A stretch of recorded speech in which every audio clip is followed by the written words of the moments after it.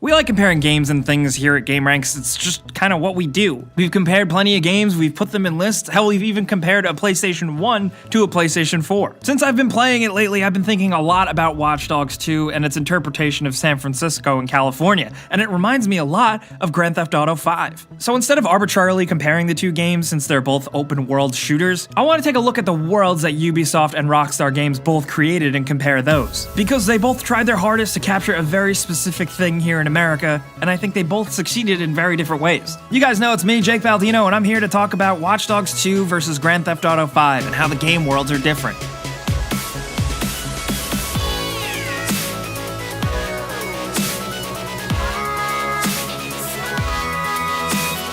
At first glance, the games do seem really familiar. It's California. There's sun, everything is bright and colorful, there's palm trees, plenty of water, boats, girls in bikinis, guys on mopeds, and kinda honestly everything in between. Now, because this is America, many people disagree, but many people consider the state of California to be a perfect vertical slice of Americanness. It's got a little bit of everything. It's got Hollywood, it's got technology, it's got beaches, it's got glitz and glam, but it also has a lot of poverty. It has dry, arid lands and lush forests and everything else. Watch Dogs 2 goes a little more specific, going more towards the reality route with a recreation of San Francisco. Now, it's important to know that Watch Dogs 2's San Francisco is designed more with fun in mind as opposed to actual realism. You know, it takes 2 minutes in the game to get from the Mission District in the heart of San Francisco all the way down to Silicon Valley, where in real life it's closer to like a 45-minute drive. But while everything in Watch Dogs 2 San Francisco is kind of condensed and compartmentalized, it does do a really good job of capturing all the specific areas and neighborhoods in San Francisco. You get the feeling that San Francisco is a very weird city. There's hippies on Haight Street, there's mansions in the hills, there's expensive apartments downtown, there's plenty of parks, there's the tourist trapped at the Embarcadero with Alcatraz right across the bay. There's fog that rolls across the Golden Gate Bridge, which you can see from a very smaller version of the Presidio. It's definitely not perfect, but it's a fun area to play in, and it does seem to actually capture the vibe and the feel of San Francisco. While they got some neighborhoods wrong, there is a strong sense of the feeling of San Francisco here, and it seems like that's what they did, and they definitely succeeded. Grand Theft Auto 5, on the other hand, as usual, takes the more fictional interpretation route, displaying Los Angeles and the surrounding areas as Los Santos. And I gotta say, it's hard to beat Los Santos. It's awesome, and there's so much variety. Los Santos itself, like Los Angeles, is a big, stretched out city. There's a downtown, then there's Rockstar's interpretation of Hollywood with Vinewood, there's East LA, which is East Los Santos. GTA 5 goes above and beyond past Los Santos, recreating a lot of the fictional state of San Andreas with the foresty hills of Los Santos County. Then you can go north and see the drier, deserty, and trailer park areas of Sandy Shores and the Grand Sonora Desert, cross the Alamo Sea, and then head into the forest and explore Mount Chiliad. There's a lot going on and a lot of variety in Grand Theft Auto 5, and I think honestly that's why people love it so much, is that you can go from one place to another and get a completely different feel of a game. I would say that Watch Dogs 2 attempts this in some ways, but in much smaller ways. Grand Theft Auto 5 just seems more designed to embrace the open world chaos and fun, while Watch Dogs 2's narrative and construction is very much more focused, and its game world design definitely reflects that. It's also much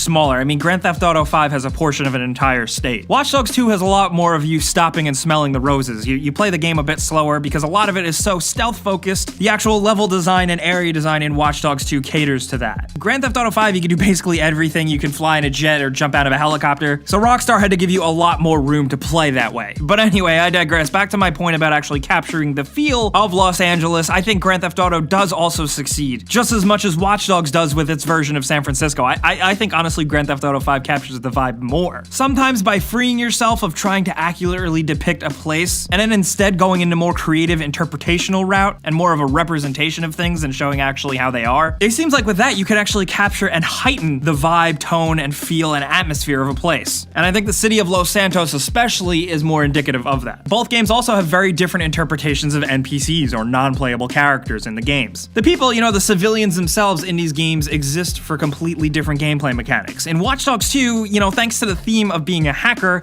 and all the hacking gameplay mechanics, you're acutely aware that every single person in the game does have some sort of identity, a job, hobbies, a bank account, and most importantly, a cell phone. You get access to these people's information through their phones, and there's a lot you can do with it. It goes with Watch Dogs 2's whole thing of an interconnected world where everybody is addicted to technology. Since you can hack into every security camera, every streetlight, every ATM, and basically anything else in between that you can think of, you really get the idea that this is a connected world with actual real-world technology. In GTA 5, let's be honest, most NPCs are just kind of fodder. They're in the way, and they're designed to be killed, or at least kind of annoy you. Everyone seems like a heightened, crazy version of a normal person in Los Santos, and that's really fitting because, you know, hey, it's Grand Theft Auto. And I think it's worth mentioning that both games attempt to kind of take a look at and maybe parody the tech center and the tech bubble of the United States. While Grand Theft Auto 5 doesn't have a Silicon Valley area, it does have big tech companies with campuses and fake products that, you know, reflect stuff we have in the real world. Watch Dogs 2 does this as well, but takes it a little bit more seriously, with multiple companies like a fake Facebook, a fake Nest, a fake Twitter, a fake Google, a fake Amazon. And Watch Dogs 2 seems to dip its toes into the parody stuff, but I think Grand Theft Auto 5 does it better. While Grand Theft Auto 5 does come off a bit more old and bitter and cynical about the whole thing, by not really focusing on the details on accurately depicting companies, I think it can do a better job of making fun of what it's trying to portray. Watch Dogs 2, the whole focus of the game are these tech companies, and because of that, since Grand Theft Auto does take a look at it at a lighter tone, I think Grand Theft Auto 5 has the upper leg, at least in terms of a parody sense. But both game worlds are definitely taking a look at and poking fun of the California lifestyle, whether it's San Francisco or Los Angeles. And I think they both do a good job at doing so, even though they are completely different and succeed in certain ways. And I think they're definitely playing to certain strengths here. You know, Watch Dogs 2's San Francisco nails the feel of a real place. Grand Theft Auto 5's Los Santos and the surrounding San Andreas more so nails the concept or idea of a place. Does that make sense? In my head it does. It's pretty obvious which one is the more fun, open-ended playground world, and which one is a hacker's paradise. I think they're both great game worlds, and since they do play to their strengths, one is better than the other for different reasons. It just goes back and forth. Is one of them objectively completely better? I don't know. Maybe. They're just both fun game worlds for completely different reasons. But like I said, they do both capture the California and American lifestyle in certain ways, and kind of deconstructing them from the inside out. So in comparing the worlds of Watch Dogs 2 and Grand Theft Auto 5, I think not only do we get a cool sense of different interpretations of California in the 21st century, but we also get a very jarring look at two completely different styles of open world games. Because Watch Dogs 2 does not play like Grand Theft Auto 5. But I do want to know from you guys in the comments